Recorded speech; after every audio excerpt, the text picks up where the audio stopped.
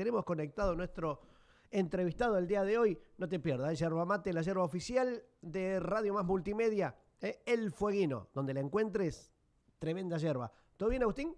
¿Sí? Agustín Guerrero, amigo del CAD. ¿Todo bien, el CAD? Perfecto. Ya vamos a hablar de eso.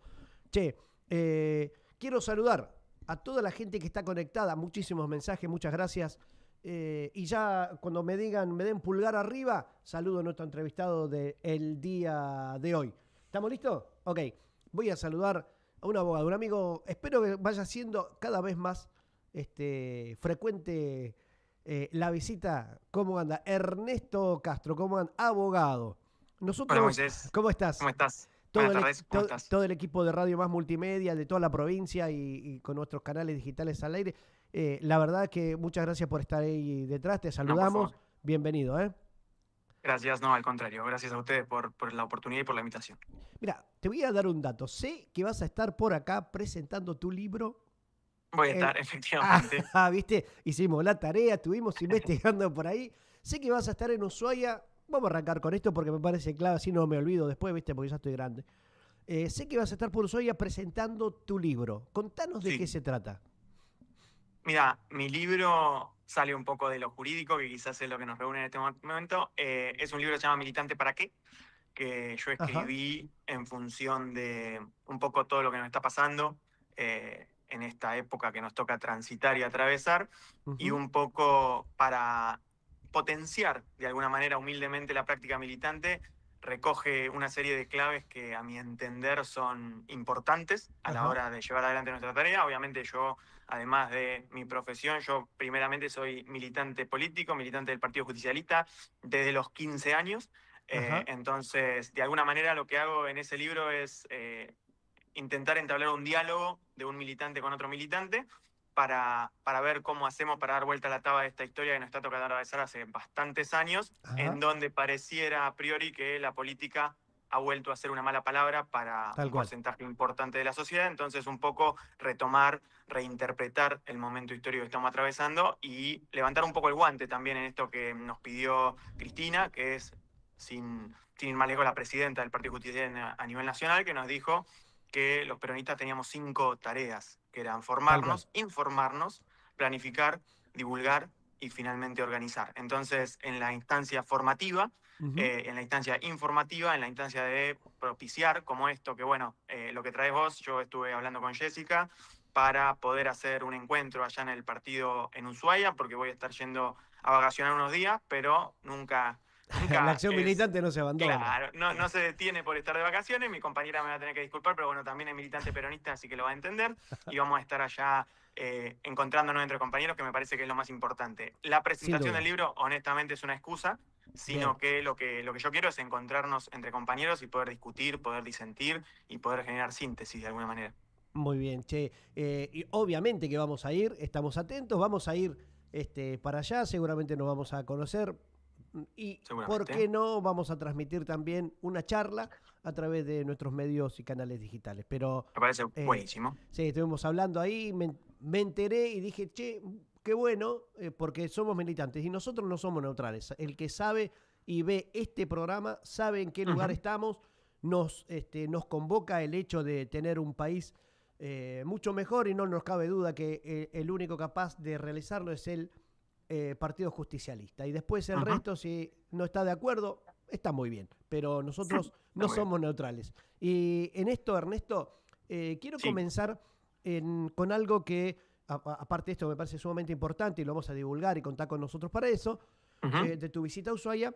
Quiero que nos cuentes, porque vimos en los últimos días una presentación judicial, vos me dirás y nos darás todos los detalles de cuál es el objetivo principal, aparte, obviamente, de presentar en tribunales internacionales la violación de derechos humanos en los tribunales en los que nuestra justicia tiene relación vinculante con todos estos organismos, y que nos cuentes vos cuál es la hoja de ruta básicamente que ha tomado la defensa de Cristina Fernández de Kirchner para presentar justamente estas violaciones a tribunales en el mundo. Contanos de qué se trata y cuál es esa hoja de ruta. Sí, a ver, lo que nos enteramos ahora esta semana que pasó Uh -huh. fue en esa conferencia de prensa que que anunciaron lo que vos bien contabas hoy hace un ratito, que el equipo de abogados de Cristina se amplió. Ahora va a haber un colega español y un colega brasileño, que es quien llevó adelante los recursos que se presentaron en la causa de Lula por el Lava-Jato allá en Brasil en el año 2018, que lo que hacen es presentar un recurso ante, en realidad se llama técnicamente una comunicación, ante el Comité de Derechos Humanos de Naciones Unidas. Mira, esto es muy sencillo. Scalabrini Ortiz decía que en asuntos de la economía, yo puedo hacer un paralelismo con el derecho, cuando alguien te habla muy técnicamente, cuando te habla con muchos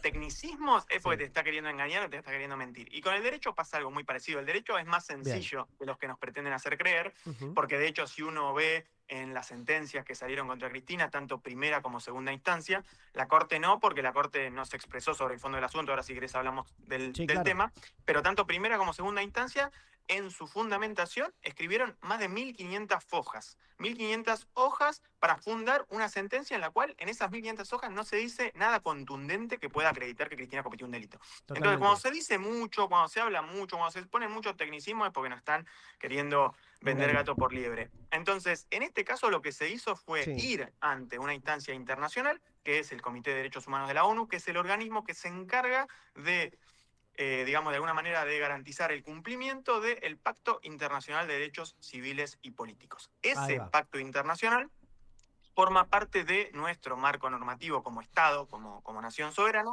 porque nosotros a partir de 1994, en la última reforma constitucional que se hizo, se incorporó en el artículo 75, inciso 22, todos los tratados internacionales que tienen jerarquía constitucional y son de derechos humanos, de los que Argentina es parte porque firmó, porque ratificó y porque incorporó a nuestra Constitución. Es decir, que de alguna manera el Pacto Internacional de Derechos Civiles y Políticos tiene el mismo peso para la República Argentina que el Código Civil, que el Código Penal, etcétera. Es algo que tenemos que cumplir obligatoriamente. Entonces, lo que hizo la defensa de Cristina fue presentar una comunicación, que es esto que te decía, ante este Comité de Derechos Humanos. ¿Para qué? Para que se pronuncie sobre si en el proceso judicial que pesa contra Cristina se vulneraron y se violaron derechos humanos fundamentales consagrados en ese pacto internacional. Esto, perdón, esto se llama lo que sería ser vinculante, digamos, que tiene la obligatoriedad la República Argentina de cumplir con ese pacto, ni más ni menos. Sí, por supuesto. Sí, sin ir más lejos. Digo, Argentina está obligada a cumplir con todos esos pactos internacionales, no solo con sino con el Pacto de San José de Costa Rica, que es la Convención Interamericana de Derechos Humanos, con el Tratado o el Pacto Internacional de Derechos del Hombre, bueno, que habría que ampliar los derechos de las personas, digamos, pero que es como se llama porque es posterior a la Segunda Guerra Mundial. Digo, Argentina tiene que cumplir con todos los tratados internacionales que firmó y que quien quiera los puede buscar, están en el 75, inciso 22 de nuestra Constitución, enumerados taxativamente. Uno es el Pacto Internacional de Derechos Civiles y Políticos. A ver, lo que sucede con esto de lo vinculante o no vinculante, por supuesto que es obligatorio para la República Argentina cumplirlo, porque por esto que te digo, porque son tratados internacionales que tienen jerarquía constitucional, que están a la misma altura que nuestra Constitución y son ley para nosotros. Ahora bien, no es que el Comité de Derechos Humanos va a decir, Cristina es inocente, Cristina tiene que estar libre de manera inmediata, sino que lo que va a hacer el comité es analizar, por un lado, a ver, lo que hicieron los abogados fue presentar dos cosas. La primera es un pedido, digamos, de que esta comisión se expide mediante algo que se llama un dictamen, que se expida mediante ese dictamen sobre el fondo del asunto, es decir, sobre todo el análisis que se hizo y todos los procesos, todos los pasos legales, por decirlo de alguna manera, que se hicieron en lo de Cristina, a ver si se vulneró efectivamente algún derecho humano consagrado. Y por el otro, lo que hicieron fue un pedido de medidas cautelares. Las medidas cautelares, para quien no lo sepa, son acciones que puede llevar adelante un órgano judicial cuando se comprueba o se acredita que hay un riesgo real, un riesgo inminente, un riesgo urgente y un riesgo particular sobre un derecho humano fundamental, o en este caso un derecho humano, en medidas cautelares hay en todas las ramas del derecho, pero en este caso, entonces, que si se esperase a el tiempo normal que tarda un proceso judicial de estas características, como puede ser 2, 3 años, porque hay un proceso que en este caso se le va a pedir un informe al Estado argentino, el Estado argentino tiene un determinado tiempo para producirlo, una vez que lo produce lo tiene que remitir, el comité lo tiene que analizar y demás, es un proceso que dura un determinado tiempo, entonces las medidas cautelares lo que buscan es que se subsane, aunque sea transitoriamente hasta que se pronuncie sobre el fondo del asunto, una cuestión que está implicando un daño real, actual, a un derecho humano fundamental. En el caso de Cristina, lo que presentaron los abogados es una vulneración a un derecho humano que está contenido en ese Pacto Internacional de Derechos Civiles y Políticos, que se llama el derecho de sufragio pasivo, que es Ahí el está. derecho de ser elegido. El derecho que nos asiste a todos los ciudadanos de los estados que forman parte de este tratado, que es a ser elegido. No solo a elegir, que es el sufragio activo, sino Exacto. a ser elegido, que es el sufragio pasivo. Bien, ahí te hago Acá una sobre... pausa, si me Sí. permitís, porque a ver si interpretó bien y esto un poco para que nos ayudes vos en esa interpretación, si es correcta o no. En la República Argentina se llevó adelante un proceso que todos ya conocemos, sesgado de muchísimas cosas, y en donde no se pudo comprobar, salvo lo que dice el oficialismo, que Cristina formara parte de esta asociación ilícita, Sí. etcétera, etcétera. A partir de allí, en todas las instancias, para proscribirla, y esto me animo a decir que es el fondo de la cuestión, para la proscripción política de una dirigente, una de las dirigentes más importantes de Latinoamérica, ya no solo de la Argentina, 2 veces presidente, una vez vicepresidenta, cuando llega a la Corte Suprema de Justicia de la Nación, la Corte Suprema en tiempo récord, sin analizar todos estos desvíos que ha presentado la defensa, a sola firma y en tiempo récord deja firme la sentencia, lo cual deja ninguna instancia superior para poder reclamar, y es por eso que justamente cumplidos esos plazos y la sentencia quedando firme, se apela a tribunales internacionales. ¿Está bien mi interpretación? ¿Ese es el circuito? Sí, dos cositas A ver. breves. La primera, en esto que vos decís, a Cristina no se la condena por asociación ilícita. Exacto. A Cristina se le imputa asociación ilícita al fiscal Luciani en ese famoso alegato que fue muy histriónico. La Corte, digamos, en este caso la primera instancia y la segunda, no se animaron a decir que había asociación ilícita, porque lo que implicaba eso directamente era decir que el Estado era una organización criminal. Y el Estado va a seguir existiendo. Entonces lo que se circunscribieron es: Cristina está condenada por administración fraudulenta en perjuicio del Estado.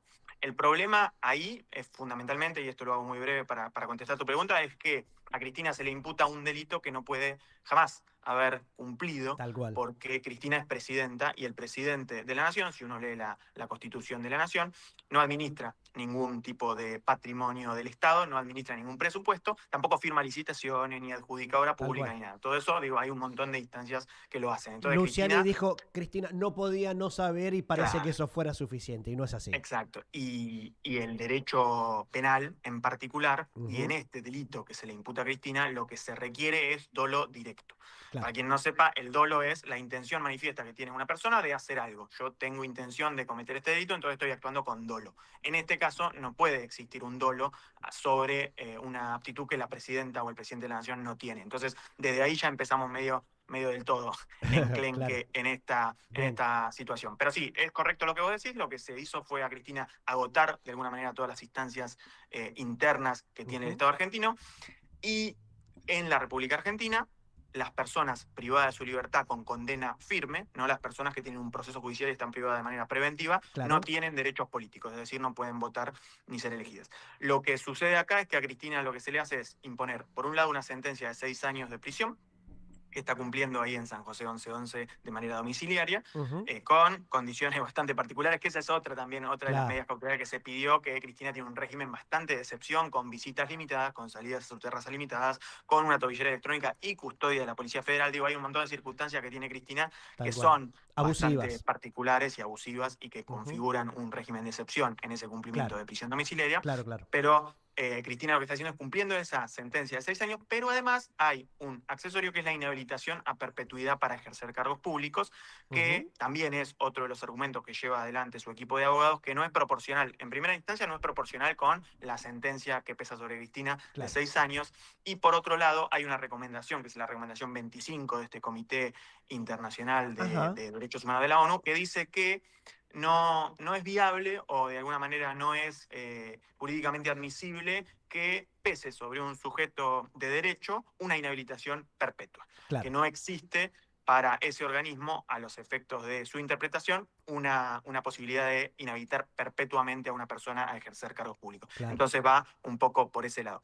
Pero lo interesante en este caso es algo que está incorporado en nuestro Código Procesal Penal Federal, que Sí. fue reformado hace no mucho tiempo y que Ujú. está, digamos, de alguna manera vigente por partes, no está vigente plenamente, pero hay un artículo en particular, que es el 366, inciso F, que lo que dice es que cualquier persona a la cual se le haya condenado de manera firme, es decir, a ver, también otra aclaración chiquita, discúlpame si voy y Sí, no, vengo, no, dale, dale, dale, tranquilo, las, tenemos todo el tiempo del mundo. Si vos tenés tiempo, nosotros también. Tranquilo más. las, las sentencias en la Ujú. República Argentina y en el derecho penal argentino Sí, quedan firmes por dos motivos, dice nuestro derecho, cuando están consentidas o cuando están ejecutoriadas. ok, Una sentencia está consentida cuando yo, teniendo un derecho que me asiste para recurrirla, es decir, para apelarla, por ejemplo, no lo hago.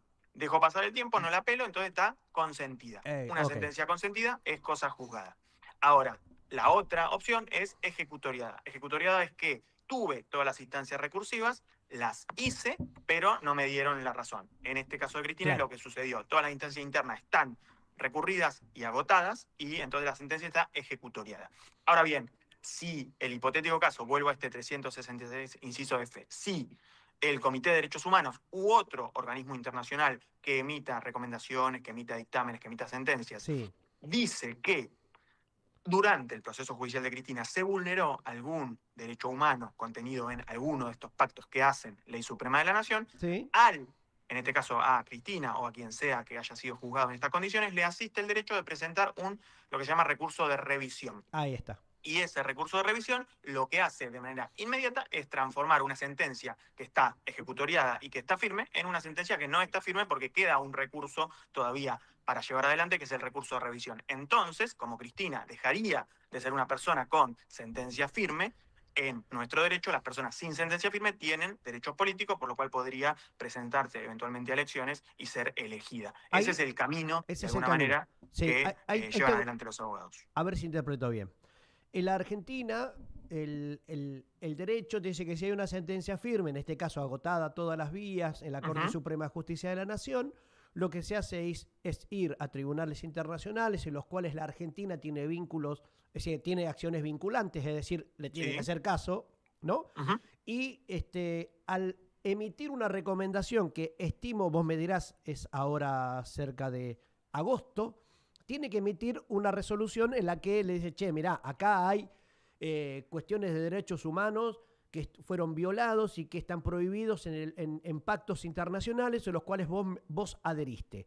Tenés Ujú, que revisar, porque la Corte Suprema de Justicia de la Nación no lo hizo y no evaluó esas quejas que la ujú. defensa de Cristina hacía y le está diciendo, che, mirá, voy a emitir una resolución en donde te digo que necesitas revisar esa sentencia porque tiene graves violaciones. Eso retrotraería la instancia de última opción en la Argentina frente a la Corte Suprema de Justicia, dejando de estar firme la sentencia, es decir, un paso previo a la actuación concreta. ¿Es más o menos así? ¿Está bien? Sí, sí, sí, es más o menos así. En realidad lo que va a suceder es eso. Se va a decir que eventualmente yo considero que sí, y creo que los tribunales internacionales no están, de alguna manera, si bien todos como sujetos políticos y Sí, sujetos de derecho claro. estamos atravesados por mil y un cosas, entiendo y quiero creer que los tribunales internacionales van a ver todo lo que venimos denunciando hace un montón de tiempo, que viene denunciando la propia Cristina y su equipo de abogados, Tal que cual. es que se le vulneraron un montón de derechos. Que no, a ver, no quiero enumerar porque creo que ya está bastante dicho, pero son Sí, un sí. montón.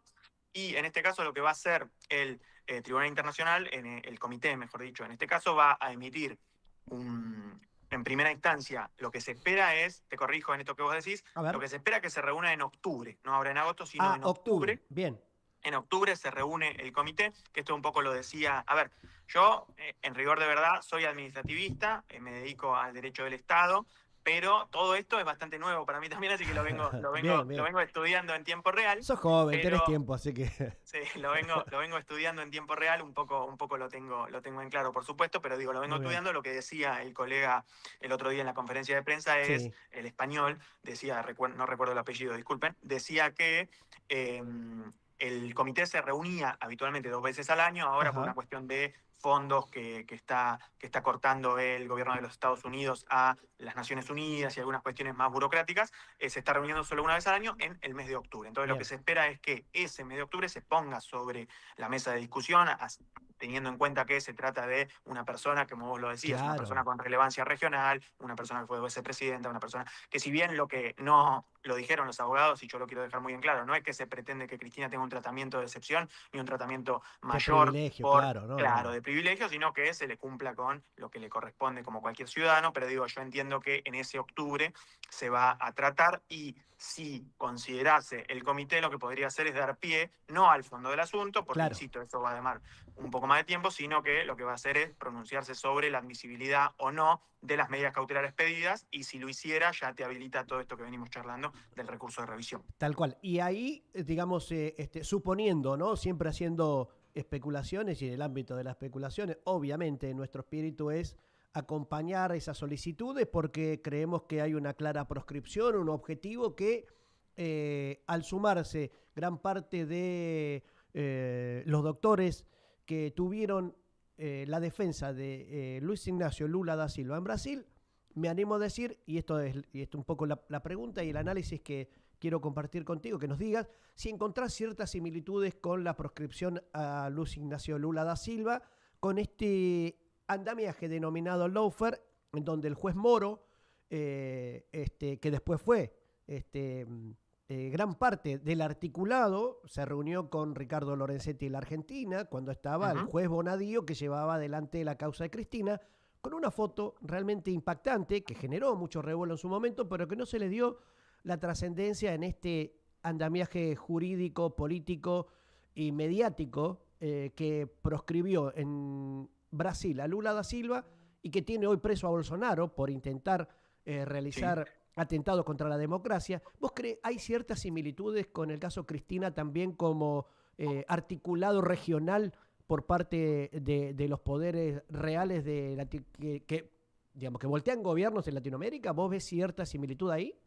Sí, a ver, separo, si querés, A ver, dos análisis, el primero como militante, el segundo como abogado. a ver. El como militante yo lo descuento, de hecho, pequeño chivo, en el libro desarrollo un poco esto del lawfare Ok, como un fenómeno regional que se viene dando, porque sin lugar a dudas considero que todo lo que viene sucediendo, no solo con Cristina y con Lula, sino también pasó con Correa en Ecuador, pasó y está pasando con Evo Morales, pasa en líneas generales con todos los procesos populares con un determinado sesgo ideológico, sucede esta persecución. Ahora bien, en términos jurídicos sí entiendo que el caso de Cristina tiene un componente quizás más complejo y más ajá, difícil, porque a Lula no llegó el Tribunal Supremo, se llama ya lo que es la Corte ok, Suprema, a emitir sentencia. Lula tenía una doble instancia, no tenía todas las instancias internas, y fue el propio Tribunal Supremo el que ordenó que se retire, digamos, ese proceso judicial y Lula sea declarado inocente y absuelto. En este caso ya hay una sentencia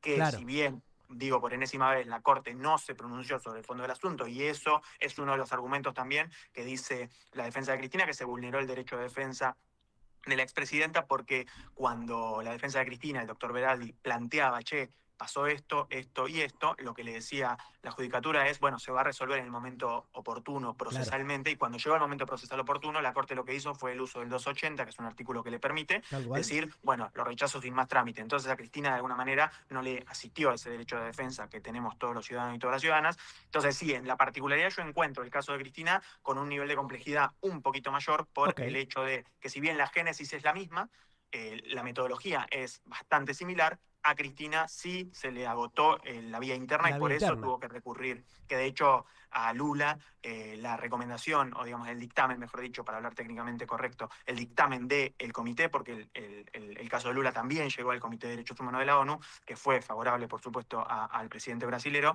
llegó cuando Lula ya estaba absuelto en la justicia interna. Acá con Cristina no va a pasar eso, porque la justicia interna ya Eh, la condenó de manera firme. exacto. Ahí estábamos viendo recién, le pido a Lucas que vuelva a poner esta imagen, que fue un poco el disparador de Ujú. esa respuesta, de esa pregunta que dice, ¿no? Ahí vemos al uno de los cortesanos argentinos de la Suprema Corte de Justicia, Ricardo Lorenzetti, el juez Bonadío, Ujú. y el ex juez Moro, que también está preso por atentado a la democracia en Brasil. Y no es que Lula le haya hecho una zancadilla mediática, ni política, ni judicial, sino que hay pruebas reales y concretas de que hubo un atentado contra la democracia y por eso tienen condena. Esta visita fue justamente uno de los mayores escándalos de la justicia argentina, que pasó desapercibida en el gobierno de Mauricio Macri, pero que definía de alguna manera lo que en muchas tapas de Clarín se decía después de intento de magnicidio a Cristina Fernández de Kirchner, en donde hay una tapa muy famosa del diario Clarín, que ahora la vamos a poner, que dice que la bala que no salió, pero la sentencia que sí saldrá en esa editorial del diario Clarín, definiendo de alguna manera que iba a salir concretamente, y luego con las expresiones del presidente Javier Milei, atribuyéndose el hecho de presionar a la justicia para encarcelar a Cristina, de todas maneras tiene que formar parte de estos argumentos para los tribunales internacionales. Ya hay declaraciones y hay manifiesta animosidad en contra de la expresidenta, que me parece que debe ir en un plano también interno en la búsqueda de la verdad y de la búsqueda de dejar de estar proscripto a nuestros líderes populares. ¿Vos creés que analizando todo el contexto técnico hay relativo éxito en esa gestión? ¿Vos la ves favorable? ¿Te gusta el modelo? ¿Cómo lo ves? Sí, yo creo que sí. Yo la verdad que estoy bastante, a ver, humildemente, yo por supuesto entiendo que los colegas que se están llevando adelante este proceso son los más aptos y los más idóneos para hacerlo. Sí me parece que es interesante esto, que, a ver, obviamente, en primera instancia lo está padeciendo Cristina en carne propia, pero esto excede el marco de Cristina, esto es de alguna manera la judicialización de la política. De hecho, Cristina lo puso en su última carta, la que salió ahora hace día nada más, que es básicamente la politización de la justicia en su máximo esplendor. Entonces, lo que va a sentar si no se revierte, y yo soy bastante optimista al respecto, de hecho el otro día después de escuchar la conferencia de prensa lo decía Lucía Cámpora en una nota que dio a un colega tuyo, le decía el efecto Cristina, ¿no? Que digo, después de que pasó la carta de Cristina y la conferencia de prensa de su equipo de abogados, se desató una ola de esperanza en términos generales en gran parte de la población que revirtió de alguna manera este desánimo generalizado que tenemos.